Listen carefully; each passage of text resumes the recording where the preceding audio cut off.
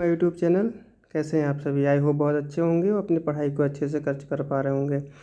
आज हम बात करेंगे क्लास फर्स्ट ईयर की चैप्टर 13 की, जिसका नाम है बैंक रिकन्सिलेशन स्टेटमेंट, BRS जिसको हम लोग बोलते हैं। तो सबसे पहले इसमें हम लोग मीनिंग के बारे में बात करेंगे। What do you mean by bank reconciliation statement? So let's begin. Bank reconciliation statement is a statement prepared by the account holder, customer and businessman on a particular date to reconcile the bank balances as per the cash book of the account holder with the balances as per bank statement, that means bank passbook, showing entries that are reason for the differences between the two balances। Basically कहने का मतलब ये है कि एक particular date में cash book के bank column के और पासबुक से मिलान करने पे जो भी डिफरेंसेस आते हैं, उस डिफरेंसेस को दूर करने के लिए हम क्या बनाते हैं? BRS बनाते हैं। एक क्वेश्चन बहुत पूछा जाता है कि BRS is prepared by, BRS is prepared by. तो BRS इज़ प्रिपेयर्ड बाय, उसमें ऑप्शन आ जाता है आपके पास में बैंक, पहला ऑप्शन।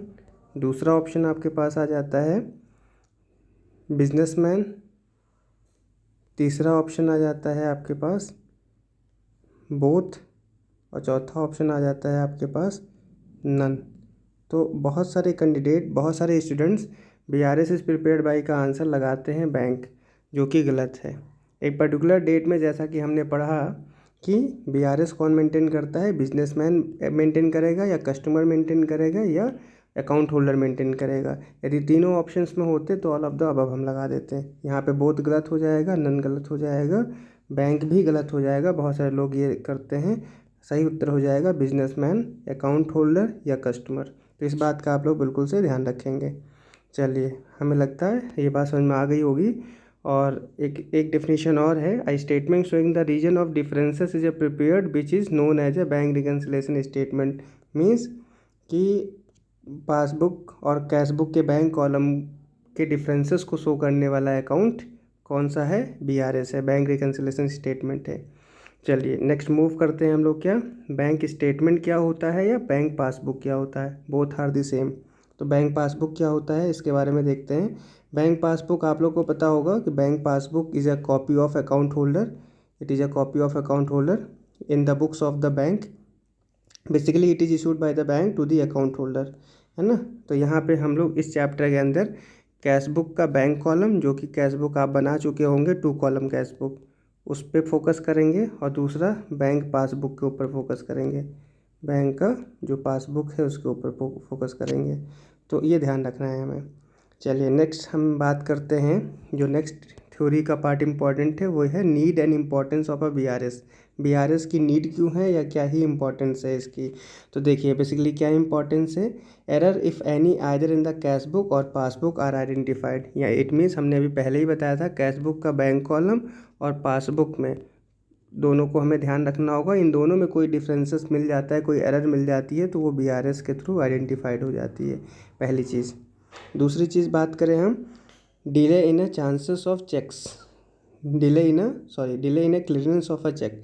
बेसिकली क्या होता है कि चेक इशू किया आपने और चेक एक पर्टिकुलर टाइम पे क्या हो पाया, वो क्लियर नहीं हो पाया। तो वो बेसिकली क्या होता है, वो डिले का रीज़न जो है हमें यहाँ पे BRS के थ्रू पता लग जाता है। एक और है, थर्ड वन ऑप्शन लिख रखा है हमने, verify the accuracy of entries. It means क्या है कि हर एंट्रीज़ की एक्यूरेसी इसके थ्रू चेक हो पाती है। जो एक्यूरेसी है एंट्रीज़ की, वो यहाँ पे चेक हो पाती है कि एंट्री सही पास हो रही है कि नहीं पास हो रही है। Like check deposited in the bank but it can not be deposited. ये बेसिकली हुआ तो चेक हमने बैंक में डिपॉजिट कर दिया, बट उधर बैंक से यदि डिपॉजिट नहीं हो पाया, उसका रिकॉर्ड नहीं हो पाया, चाहे तो पासबुक में, चाहे पासबुक में कोई चीज़ क्रेडिट हो गई बट यहाँ पे रिकॉर्ड नहीं हो पाया है, तो इन सब का जो है यहाँ पे रिकॉर्ड का हम लोग बेसिकली पता लगा सकते हैं एक्यूरेसी का, राइट। फिर हम लोग बात करते हैं क्या, reasons of differences between the balances as per the cash book and passbook, है ना। तो हम इसके बारे में बात करते हैं। बेसिकली क्या रीज़न है कि कैश बुक का बैंक कॉलम और पासबुक में क्या रीज़न है जिससे डिफरेंस आ जाता है।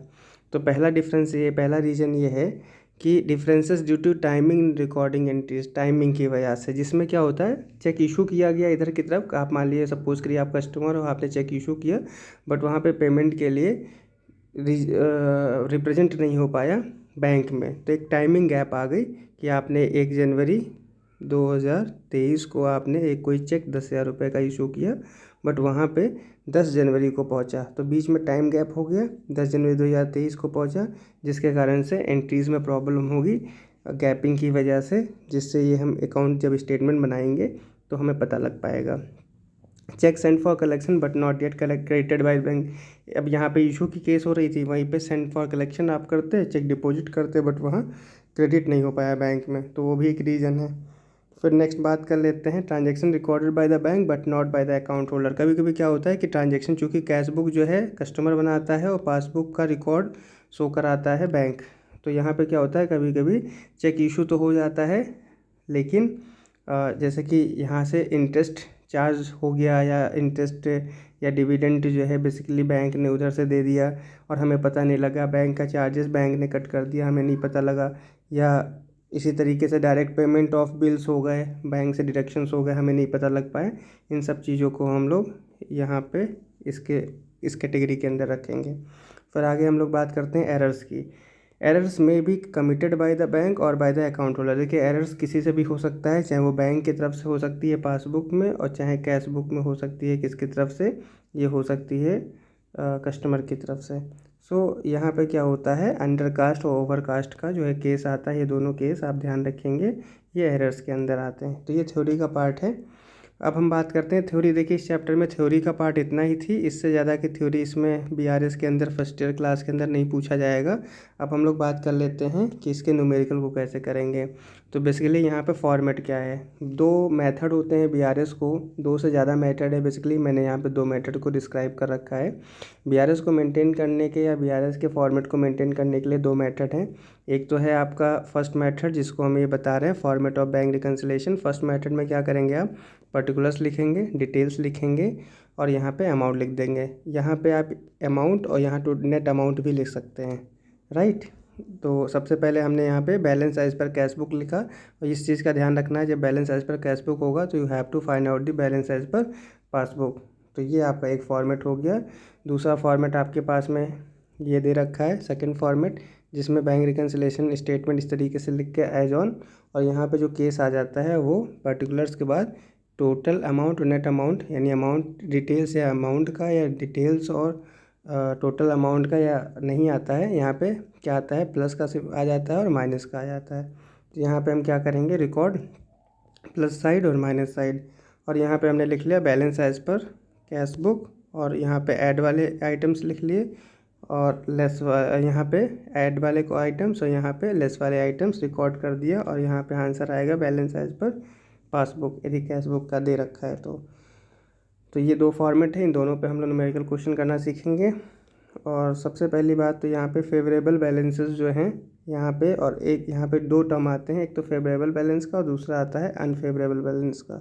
जो फेवरेबल बैलेंस है बेसिकली उसमें कैश बुक का डेबिट रिकॉर्ड गिवन होगा हमारे पास, और हमें फाइंड आउट करना होगा पासबुक का क्रेडिट रिकॉर्ड, और इसी का वाइसा वर्सा कर लीजिए, पासबुक का क्रेडिट रिकॉर्ड आपके पास गिवन होगा और आपको फाइंड आउट करना होगा कैश बुक का डेबिट रिकॉर्ड। दिस मीन्स ये आपका फेवरेबल बैलेंस है, और अनफेवरेबल बैलेंस जो होता है इसी का अपोजिट होगा। लाइक कैश बुक का क्रेडिट बैलेंस गिवन होगा, आपको कैश बुक का डेबिट बैलेंस फाइंड आउट करना होगा, और जब कैश बुक का डेबिट बैलेंस गिवन होगा तो आपको कैश बुक का क्रेडिट बैलेंस फाइंड आउट करना होता है। Thank you so much. Channel को लाइक सब्सक्राइब करना ना भूलें, और इसके न्यूमेरिकल नेक्स्ट पार्ट में लेके आऊँगा।